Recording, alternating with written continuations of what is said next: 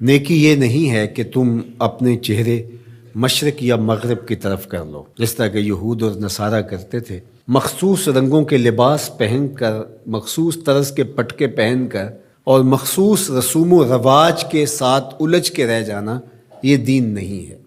لیس البر، یہ نیکی نہیں ہے، ان تولو، کہ تم پھیر لو، وجوہکم، اپنے چہروں کو، قبل المشرق والمغرب، مشرق اور مغرب کی طرف، ولکن البر من آمن باللہ، نیکی کیا ہے کہ کوئی اللہ پر ایمان لائے، اس کا دل اپنے رب کو مانے۔ تو نیکی کی حقیقت یہ ہے کہ آپ اپنے رب کے ہو جائیں۔ جب رب کے ہو جائیں گے تو پھر اس کے دیے ہوئے نظام کو آپ من و عن تسلیم کریں گے۔ اٹھنے بیٹھنے سے لے کر انداز معاشرت تک، امور سیاست سے لے کر طرز حیات تک، کاروبار سے لے کر نجی زندگی تک، آپ کی زندگی کا ایک گوشہ اپنے رب کے دیے ہوئے نظام کی مطابقت میں ہوگا۔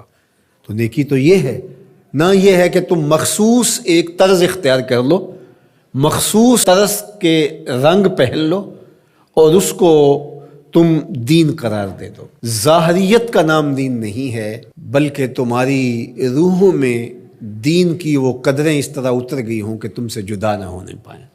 یہاں یہ بات بھی ذہن نشین رہے کہ جو ہمارے اعتقادات ہوتے ہیں ان کا ہمارے عمل پر، رویے پر، طرز زندگی پر ضرور اثر ہوتا ہے۔ عقیدہ ہمارے عمل کی بنیاد ہوتا ہے۔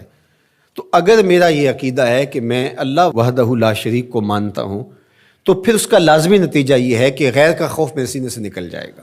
اسی طرح جب آخرت کا یقین میری روح کے اندر راسخ ہو جائے گا تو میری زندگی خود بخود مرتب ہو جائے گی، منظم ہو جائے گی۔ کیونکہ آخرت کا تصور کیا ہے کہ میں اللہ کے حضور جواب دہ ہوں اور ایک ایک عمل اس کے حضور پیش ہونا ہے اور وہاں اعمال کی جواب دہی ہے۔ ثم لتسألن یومئذ عن النعیم۔ تو پھر کس طرح میں بند کمرے کے اندر بھی جرم کر سکتا ہوں جب یہ عقیدہ میرے ساتھ جڑ گیا ہے؟ جب ہم اپنے عمل میں کمزور ہوتے ہیں تو ہمارے عقیدے کے اندر کچھ جھول ہوتی ہے، کمزوری ہوتی ہے، اس کمزوری کی وجہ سے عمل کمزور ہوتا ہے۔ تو عمل کی پختگی اور رسوخ عقیدے کی پختگی کا نتیجہ ہوتا ہے۔ تو اس لیے سب سے پہلے جو چیزیں بیان فرمائی ان کا تعلق جڑا تھا عقائد سے۔ اب دوسری بات جو بر کی تشریح کرتے ہوئے ارشاد فرمایا، وَآتَ الْمَالَ عَلَىٰ حُبِّهِ ذَوِي الْقُرْبَىٰ وَالْيَتَامَىٰ وَالْمَسَاكِينَ وَابْنَ السَّبِيلِ